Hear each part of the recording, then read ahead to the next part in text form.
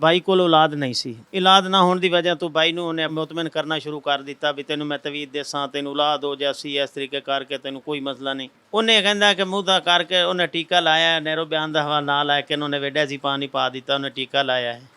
ਉਹ ਜ਼ਾਲਿਮ ਨੇ ਜਦੋਂ ਬੇਹੋਸ਼ ਹੋ ਗਿਆ, ਉਹਦੇ ਹੱਥ ਪੈਰ ਬੰਨ੍ਹ ਕੇ ਕਰਕੇ ਨਾ ਉਹਦੇ ਗਲੇ ਤੇ ਰੱਖ ਕੇ ਨਾ ਤੇਜ਼ ਆਲਾ ਜਿਹੜਾ ਹੈ ਉਹਦੀ ਗਰਦਨ ज़िबा कर ਦਿੱਤਾ। कत्ल भी नहीं ज़िबा कर ਦਿੱਤਾ। अंधा कत्ल था, अगवा करके और उसको तेज़ धार आले से उसका गला काटा गया था। इस पे बहुत ज़्यादा सनसनी पाई जाती है मुख्तलिफ देहात में। जो जाली पीर था वो अरेस्ट हुआ, उसका बेटा बिल्कुल 13-14 साल उसकी उम्र है। बच्चे ने उसके बाल पकड़े और इस जालिम आदमी ने फिर वो छुरा चला दिया इस पर। इस वक्त ये टीम जुर्म नकाब मौजूद है जाली पीर के हाथों कत्ल होने वाले शख्स के भाई के साथ, और उनसे हम बात करेंगे। ये इस केस के मुद्दई भी हैं और इनसे जानते हैं सारे मामले के हवाले से। सब तो पहले जनाब सानू बड़ा अफसोस है तुहाडे भाई नाल जिहड़ा जुल्म होया है। ਇਹ ਤੁਹਾਡਾ ਭਾਈ ਤੁਹਾਡੇ ਤੋਂ ਵੱਡਾ ਸੀ ਜਾਂ ਛੋਟਾ ਸੀ? ਛੋਟਾ ਸੀ। ਛੋਟਾ ਭਾਈ ਸੀ।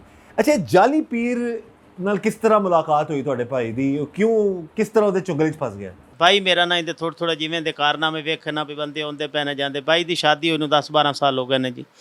ਭਾਈ ਕੋਲ ਔਲਾਦ ਨਹੀਂ ਸੀ। ਅੱਛਾ। ਔਲਾਦ ਨਾ ਹੋਣ ਦੀ ਵਜ੍ਹਾ ਤੋਂ ਭਾਈ ਨੂੰ ਉਹਨੇ ਆਪਣੇ ਨਾਂ ਜਾਲੀ ਪੀਰ ਫਿਰ ਉਹਨੇ ਕੋਈ ਨਾ ਕੋਈ ਦਾਦਾ ਕਾਰਨਾਮਾ ਵਿਖਾਣਾ ਹੀ ਸੀ। ਉਹਨੇ ਇਹਨੂੰ ਮੁਤਮਿਨ ਕਰਨਾ ਸ਼ੁਰੂ ਕਰ ਦਿੱਤਾ ਵੀ ਤੈਨੂੰ ਮੈਂ ਤਵੀਤ ਦੇਸਾਂ, ਤੈਨੂੰ ਔਲਾਦ ਹੋ ਜਾਸੀ, ਇਸ ਤਰੀਕੇ ਕਰਕੇ ਤੈਨੂੰ ਕੋਈ ਮਸਲਾ ਨਹੀਂ। ਫਿਰ ਇਹਨੇ ਨਾ ਹੌਲੀ ਹੌਲੀ ਕਰਕੇ ਨਾ ਇਹਨੇ ਯਾਨੀ ਕਿ ਇਹ ਤੁਹਾਡਾ ਭਾਈ ਜਿਹੜਾ ਵੇ ਔਲਾਦ ਨਾ ਹੋਣੇ ਦੀ ਵਜ੍ਹਾ ਨਾਲ ਫਿਰ ਗਿਆ ਉਹਦੇ ਕੋਲੇ? ਜੀ ਜੀ, ਔਲਾਦ ਨਾ ਹੋਣ ਦੀ ਵਜ੍ਹਾ ਨਾਲ ਕੋਈ ਤਵੀਜ਼ ਵਗੈਰਾ ਜਾਂ ਉਹਨੂੰ ਕੋਈ ਤਵੀਜ਼ ਵਗੈਰਾ ਦਿੰਦਾ ਰਿਹਾ। ਫਿਰ ਕਰਦਾ ਵੀ ਤੈਨੂੰ ਜਿਹੜਾ ਨਾ ਸਾਨੂੰ ਫਿਲਹਾਲ ਕੋਈ ਇਤਨਾ ਇਲਮ ਨਹੀਂ। ਭਾਈ ਨੂੰ ਇਹਨੇ ਇਤਨਾ ਕੁ ਮੁਤਮਿਨ ਕਰਨਾ ਸ਼ੁਰੂ ਕਰ ਦਿੱਤਾ ਨਾ ਕਿ भाई दिन के टाइम नहीं रात के टाइम ही जाता सी। इधर क्या भी शायद बाहर बाजार किते निकला किया, रात ही शाह टाइम निकलना उन्हें जाना, जे इस बाजार बंदे खड़े ने दूसरी बाजार हो जाना, उन्हें शाह के टाइम को जाके उनके कोल बहना करना सानू इलम नहीं है।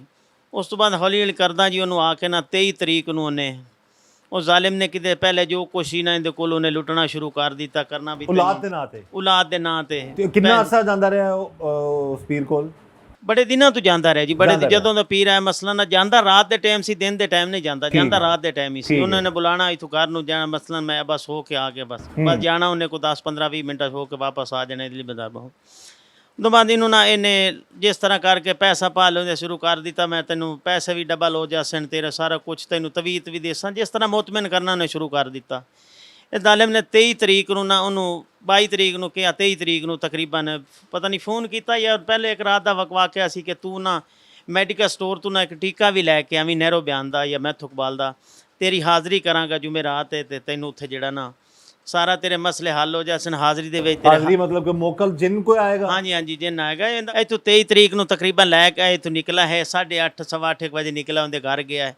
ਉੱਥੋਂ ਜਾ ਕੇ ਉਹਨੇ ਰਲ ਕੇ ਟੁਰੇ ਨੇ ਇਵੇਂ ਨਾਲ ਹੀ ਜਿਹੜਾ ਨਾ ਇਹਦੇ ਨਾਲ ਸਕੂਲ ਦੇ ਨਾਲ ਜਾ ਕੇ ਨਾ ਖਾਦਰ ਨਹਿਰ ਤੋਂ ਪਿੱਛੇ ਕਰਕੇ ਤਕਰੀਬਨ 1.5 ਏਕੜ ਪਹਿਲੇ ਦੱਦਾ ਕਿ 1-2 ਦਫਾ ਤੇ ਹੋਰ ਵੀ ਲੈ ਗਿਆ ਕੀਤਾ SHO ਸਾਹਿਬ ਦੀ ਮਿਹਰਬਾਨੀ ਨਾਲ ਇਨਵੈਸਟੀਗੇਸ਼ਨ ਦੀ। ਉੱਥੇ ਉਹਨੂੰ ਲੈ ਗਿਆ ਨਾਰ ਤੋਂ 1.5 ਕਿੱਲਾ ਦੂਰ ਜਾ ਕੇ, ਤੇ ਉੱਥੇ ਨੂੰ ਜਦੋਂ ਜਿਹੜਾ ਨਾ ਟੀਕਾ ਉਹਨੇ ਨਾਲ ਪਹਿਲੇ ਉਹਨੇ ਲੈ ਕੇ ਕਿਧਰੇ ਰੱਖਿਆ ਹੋਇਆ ਸੀ ਦੂਸਰਾ ਬੇਹੋਸ਼ੀ ਦਾ ਟੀਕਾ। ਉਹਨੇ ਕਹਿੰਦਾ ਕਿ ਮੂੰਹ ਦਾ ਕਰਕੇ ਉਹਨੇ ਟੀਕਾ ਲਾਇਆ, ਨਹਿਰੋ ਬਿਆਨ ਦਾ ਹਵਾਲਾ ਨਾ ਲੈ ਕੇ ਉਹਨੇ ਵੇਡਾ ਸੀ ਪਾਣੀ ਪਾ ਦਿੱਤਾ, ਉਹਨੇ ਟੀਕਾ ਲਾਇਆ ਹੈ। ਉਹ ਜ਼ਾਲਿਮ ਨੇ ਜਦੋਂ ਬੇਹੋਸ਼ ਹੋ ਗਿਆ ਉਹਦੇ ਹੱਥ ਪੈਰ ਬੰਨ੍ਹ ਕੇ ਕਰਕੇ ਨਾ ਉਹਦੇ ਗਲੇ ਤੇ ਰੱਖ ਕੇ ਨਾ ਤੇਜ਼ ਆਲਾ ਜਿਹੜਾ ਹੈ ਉਹਦੀ ਗਰਦਨ ज़िबा ਕਰ ਦਿੱਤਾ। ਕਤਲ ਵੀ ਨਹੀਂ ज़िबा ਕਰ ਦਿੱਤਾ। ज़िबा ਕਰਨ ਬੇਹੋਸ਼ ਬਿਲਕੁਲ ज़िबा ਕਰਨ ਤੋਂ ਬਾਅਦ ਫਿਰ ਉਹਨਾਂ ਨੇ ਦੋਵੇਂ ਲੱਤਾਂ ਫੜ ਕੇ ਛੇਕ ਕੇ ਦਰੂ ਕੇ ਲੈ ਗਏ ਨੇ, ਨਹਿਰੇ ਸੁੱਟ ਦਿੱਤਾ ਹੈ।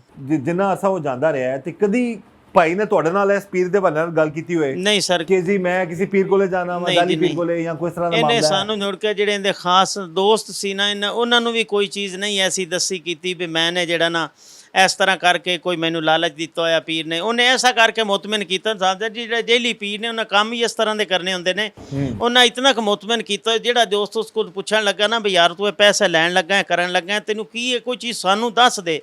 ਉਹ ਕਹਿੰਦਾ ਮੈਂ ਤੁਹਾਨੂੰ ਕੰਮ ਹੋਣ ਤੇ ਦੱਸਾਂਗਾ, ਜਿਸ ਤਰ੍ਹਾਂ ਤੁਸੀਂ ਮੈਨੂੰ ਪੈਸੇ ਦਿਓਗੇ ਨਾ ਇੰਜ ਅੱਲਾ ਭਾਵੇਂ ਰਾਤੀ 10 ਵਜੇ ਸਵੇਰ ਤੁਹਾਨੂੰ ਇਸੇ ਤਰ੍ਹਾਂ ਲਿਆ ਕੇ ਮੈਂ ਪੈਸੇ ਉਵੇਂ ਰਬੜ ਚੜੀ ਹੋਏ ਵਾਪਸ ਦੇ ਦੇਸਾਂ। ਇਹਨੇ 18 ਤਰੀਕ ਨੂੰ ਜਿਹੜੇ ਮਸਲਨ ਪੈਸੇ ਲਏ ਨੇ ਉਹਦਾ ਭਾਈ ਨੇ ਦੱਸਿਆ ਕਿ 5,10,000 ਮੇਰੇ ਕੋਲ ਲੈ ਕੇ ਗਿਆ ਸ਼ਾਮ ਨੂੰ, 50,000 ਰੁਪਏ ਫਿਰ 22 ਤਰੀਕ ਨੂੰ ਇੱਕ ਮੁੰਦਰੀ 'ਚ ਦਈ। ਉਸ ਤੋਂ ਪਹਿਲੇ ਜੋ ਕੁਛ ਇਹਨੇ ਲਿਆ ਕੀਤਾ ਲੁੱਟਿਆ ਨਾ ਉਹ ਨਹੀਂ। ਇਹ ਤੋਂ ਨੇ ਭਾਈ ਨੇ ਦੱਸਿਆ ਕਿ ਇਹ ਪੈਸੇ ਮੇਰੇ ਕੋਲ ਲੈ ਕੇ ਆਇਆ ਹੈ, ਤੇ ਉਸ ਤਰ੍ਹਾਂ ਕਰਕੇ ਫਿਰ ਉਹਨੂੰ ਅੱਗੇ ਇਕਰਾਰ ਜੁਰਮ ਵੀ ਕੀਤਾ ਕਿ ਮੈਂ ਇੰਨੇ ਪੈਸੇ ਇਸ ਤਰ੍ਹਾਂ ਕਰਕੇ ਲਏ ਨੇ ਕੀਤੇ ਨੇ। ਸਾਡੀ ਤਾਂ ਮਹਿਕਮਾ ਅੱਗੇ ਹੀ ਅਪੀਲ ਹੈ ਕਿ ਇਹਨੂੰ ਕੜੀ ਤੋਂ ਕੜੀ ਸਜ਼ਾ ਦਿੱਤੀ ਜਾਵੇ ਇਹ ਰੰਗੇ ਜ਼ਾਲਿਮ ਲੋਕ ਨੂੰ। ਵੇਖੋ ਜੀ ਇਸ ਚੀਜ਼ ਦਾ ਉਹਨੇ ਆ ਕੇ ਇੱਥੇ ਫੈਤਾ ਵੀ ਪੜਿਆ ਹੈ, ਇੱਥੇ ਆਇਆ ਹੈ ਦੂਸਰੇ ਤੀਸਰੇ ਦਿਨ ਆ ਕੇ ਸ਼ਰੀਫ ਬਣ ਕੇ ਹਾਂਜੀ, ਹਾਂਜੀ। ਡਰਾਮਾ ਕੀਤਾ ਸਾਰੀ ਇੱਥੇ- ਹੋਰ ਲੋਕਾਂ ਨੂੰ ਲੁੱਟਦਾ ਰਿਹਾ। ਜੀ ਜੀ ਇੱਥੇ ਬਈ ਨੂਰ ਅਹਿਮਦ ਜਮਲੇਰਾ ਸਾਹਿਬ ਨੇ ਉਹਦੇ ਸਾਹਮਣੇ ਜਿਸ ਦਿਨ ਮਹਿਕਮਾ ਪੁਲਿਸ ਨੇ ਇਨਵੈਸਟੀਗੇਟਰ ਫੜਿਆ ਨਾ ਉਸ ਦਿਨ ਉਹਦੇ ਸਾਹਮਣੇ ਬਹਿ ਕੇ ਉੱਥੋਂ ਸ਼ਾਦੀ ਤੋਂ ਖਾਣਾ ਖਾਂਦਾ ਰਿਹਾ ਕਿ ਇਸ ਬੰਦੇ ਨੇ ਮਹਿਸੂਸ ਵੀ ਨਹੀਂ ਕਰਾਉਣ ਦਿੱਤਾ ਇਸ ਚੀਜ਼ ਦਾ ਕਿ ਮੈਂ ਇਤਨਾ ਬੜਾ ਜ਼ਾਲਿਮ ਆਦਮੀ ਸੀ ਕਿ ਉਹਨੇ ਕੋਈ ਮੱਥੇ ਤੋਂ ਕਿਸੇ ਕਿਸਮ ਦੀ ਕੋਈ ਯਾਦ ਐਸੇ ਨਹੀਂ ਸੀ ਕਿ ਮੈਂ ਇਤਨਾ ਕਤਲ ਕੀਤਾ ਇਤਨਾ ਬੜਾ ਜ਼ੁਲਮ ਕੀਤਾ ਹੀ ਉਹਦੇ 'ਚ ਕੋਈ ਮਹਿਸੂਸ ਹੁੰਦੀ ਹੋ ਕੋਈ ਚੀਜ਼ ਪਤਾ ਨਹੀਂ। ਇਸ ਤੋਂ ਪਹਿਲੇ ਜਿੱਥੇ ਜਿੱਥੇ ਰਹਿ ਕੇ ਆਇਆ ਜੀ ਉਹਨੇ ਕੀ ਕੁਛ ਕੀਤਾ ਹੈ ਕੀ ਨਹੀਂ ਕੀਤਾ ਤਾਂ ਖੁਦਾ ਜਾਣਦਾ ਹੈ। ਇੱਥੇ ਵੀ ਅਗਰ ਇਸ ਚੀਜ਼ ਤੇ ਪਰਦਾ ਪੈ ਜਾਂਦਾ ਕਰਦਾ ਪਤਾ ਨਹੀਂ ਅੱਗੇ ਕੀ ਕਰਨਾ ਸੀ।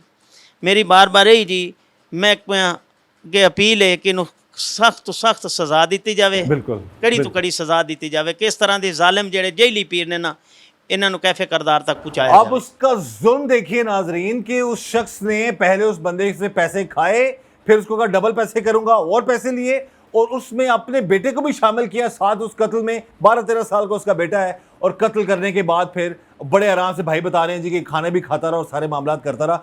खुदा रहा ऐसे जालमों से बचें, ये लोग आपकी जिंदगियों को निगल जाते हैं। इस वक्त जी टीम जुर्म नकाब मौजूद है SDPO बुरेवाला मोहम्मद इमरान टीपू साहब के पास, उनसे हम बात करते हैं इस केस के हवाले से। जी इमरान साहब बताइएगा। जी अस्सलाम वालेकुम। ये बेसिकली जी नंबरदार है 36 KB के इफ्तिखार साहब, वो इतला देते हैं SHO साहुका को कि मेरा भाई शफकत जो है वो मिल नहीं रहा, उसको नामालूम अफराद ने अगवा कर लिया है जिस पे अगवा का पर्चा दर्ज होता है।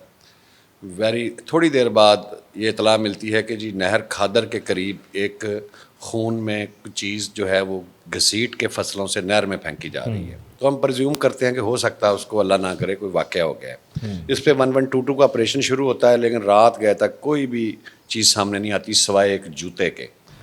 अगले दिन फिर DPO साहब और DC साहब विहाड़ी इसमें ज़ाती लेके इस नहर को की बंदी करवाते हैं। तो सुबह सुबह शफकत जो नौजवान था 24-25 साल का नंबरदार का छोटा भाई, उसकी लाश मिल जाती है। इसके बाद फिर आगे हमारी मुख्तलिफ़ टीमें बनती हैं, क्योंकि अंधा कत्ल था अगवा करके और उसको तेज़ धार आले से उसका गला काटा गया था। इस पे बहुत ज़्यादा सनसनी पाई जाती है मुख्तलिफ़ देहात में, बहुत लोगों में दुख और काफ़ी ज़्यादा खौफज़दा हैं लोग वहाँ जी, खौफज़दा हैं। और इसमें हमारी CCTV से फिर टेक्निकल जितनी असिस्टेंस चाहिए थी DPO साहब हमें देते हैं, मैं सुपरवाइज़ करता हूँ। हमारे SHO साहू का मिर्ज़ा हसनैन साहब इस पे बहुत ज़्यादा मेहनत करते हैं। तो शब व रोज़ की मेहनत के बाद तकरीबन 20 से ज़्यादा लोगों को इसमें इंटरोगेट किया गया। उसके बाद एंड पे जाके उसी गांव का एक जो जाली पीर था इमदाद शाह, वो अरेस्ट हुआ। उसका बेटा बिल्कुल 13-14 साल उसकी उम्र है, मासूम सा बच्चा, कोई उस पर कह ही नहीं सकता था ये इतना बड़ा एक्ट कर सकता है। उनको गिरफ़्तार किया जाता है। तो वो दौरान तफ्तीश जो है वो सारा वकूआ सुना देते हैं। आला ज़रब आला कत्ल भी बरामद हो जाता है, जो पैसे उनसे लिए थे वो भी बरामद हो जाते हैं। तो हर तरीके से इनको चलान अदालत किया जा चुका है, तो इनको इंशाल्लाह कैफरे किरदार तक पहुंचाया जाएगा। अच्छा, ये जो जाली पीर है इसका कोई पुराना कोई रिकॉर्ड निकला सामने आया, कोई इससे पहले कोई ऐसा क्राइम करके यहाँ पर आकर बस गया हो? जी, ये रजिस्टर्ड क्राइम तो इसके पास कोई नहीं निकला, लेकिन इसकी जो पिछली हमने हिस्ट्री ली है, ये जलालपुर पीर वाला का रहने वाला था, मुल्तान का। वहाँ से ये शिफ्ट हो जाता है बहावल नगर वाली साइड पे। 3 साल से इधर आया है।